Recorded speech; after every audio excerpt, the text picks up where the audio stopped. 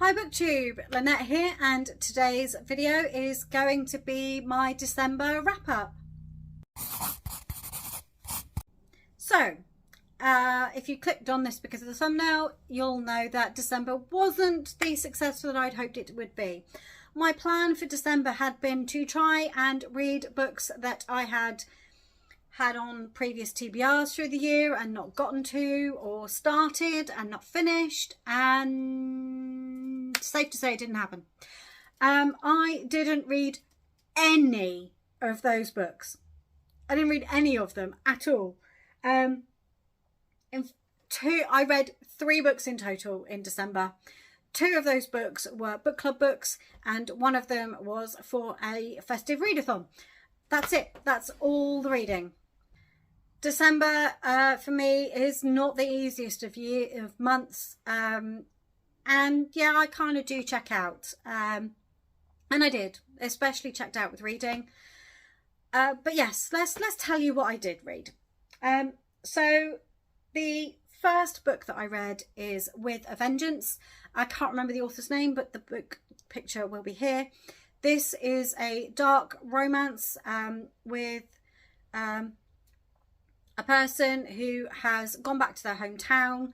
They left their hometown because they weren't being accepted for the fact that they no longer identified as female, and they wanted to be known by a different name.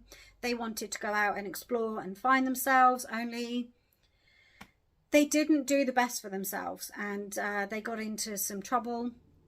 A demon has picked up on them and is now traveling with them, and it's their romance.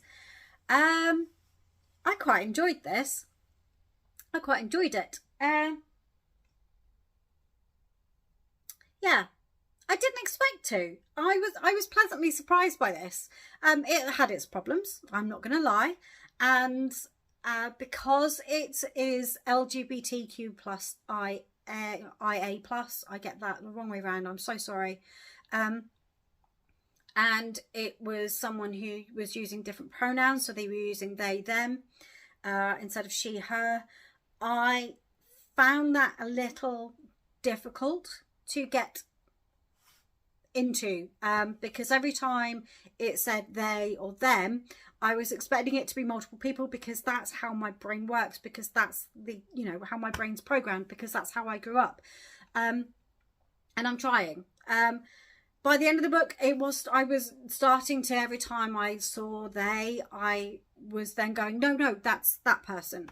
So I did, by the end of the book, I was starting to come around to reading it, and I was being pulled out of the story less often. And I quite enjoyed it by the end, and I especially enjoyed some of the steamier scenes. There weren't many. There was, but yes,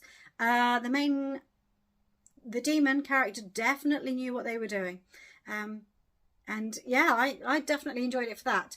The plot line wasn't the best. It got a bit rushed towards the end, and I felt that maybe more time could have been given to that. There's lots of questions. It's not perfect, but then it's a book, and it's not meant to be realistic. I mean, the main love interest is a demon, for pity's sake. It's not meant to be realistic.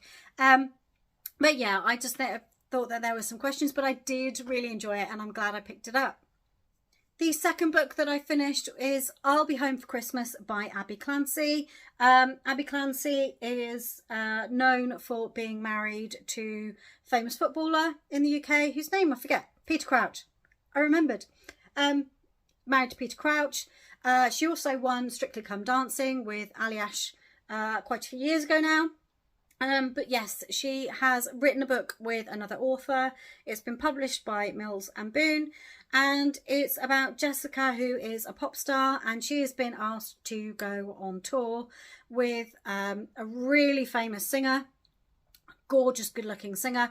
However, she has recently got engaged to the love of her life, and it's about how the separation and other factors affect their relationship. Trigger warning for cheating. There is cheating in here. It was cute. It was cozy. the cheating, I kind of, I got why it happened, but I could have smacked them in the face for doing it, because it was in retaliation. And yeah, I didn't like that part of it. I felt that it could have been resisted.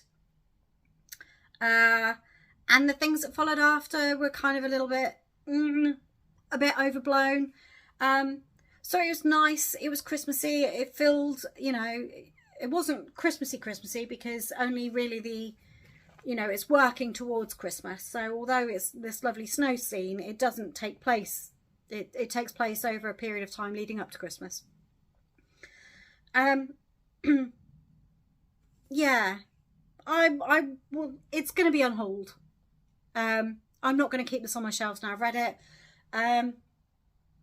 My mum had a go at reading it when she was here for Christmas, because she forgot to bring her books with her. She couldn't get into it. I don't blame her.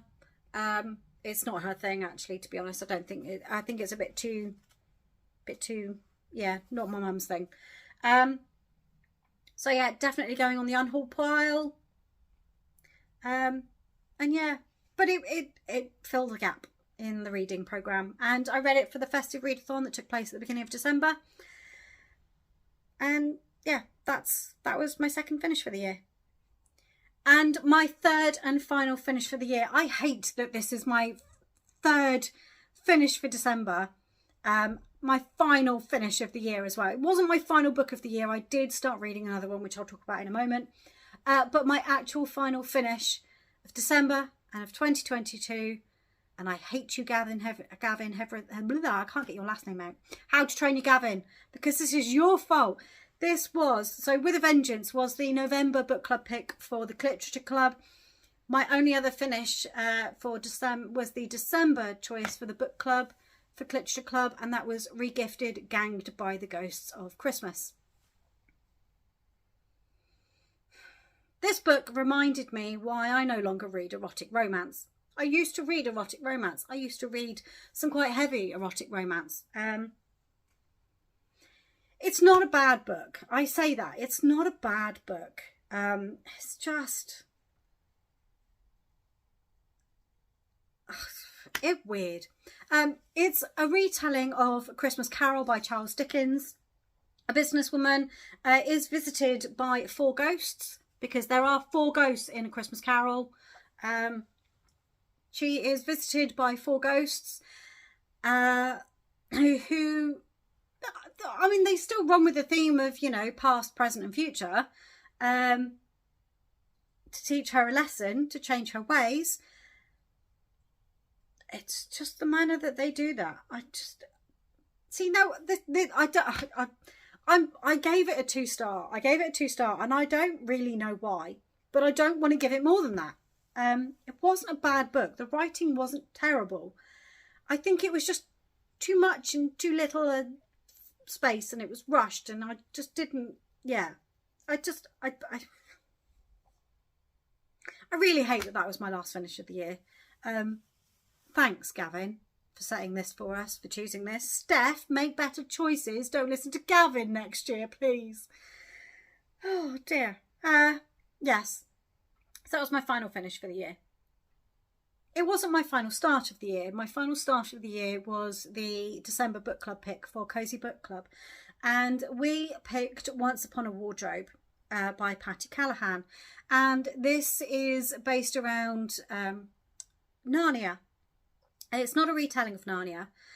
What it is a young woman is at Oxford University at the time that C.S. Lewis was a lecturer there, and her younger brother is dying, and he's 8 years old, and he's fallen in love with The Lion, the Witch and the Wardrobe. It's 1950, so it's the year that The Lion, the Witch and the Wardrobe was released. And I'm so glad that was actually the final book that I finished the year with. Now, I didn't finish it, so I'm not going to talk about it here too much, because it is my January first finish, and I'll talk about it in my January wrap up instead, because I need to do the book club first. Yeah, so I'm really glad that I ended the year reading that one, because I just really enjoyed it. Spoiler. Actually, this is going up after the book club meeting, so it's not a spoiler to the book club ladies. That was December. I read absolutely nothing that was on the TBR, as you can tell, apart from the book club picks. So there we go. I don't know how I'm going to do it, but yeah, we'll see where we go from here. What did you read in December? Did you manage your reading plans? Did you read anything at all? Did you give up? Was December too stressful for you to get any reading in? Let me know in the comments down below. I always love hearing from you down there. If you have enjoyed this video, then please give it a thumbs up. And if you're not already subscribed to the channel, and I'll look forward to seeing you in my next one. Bye.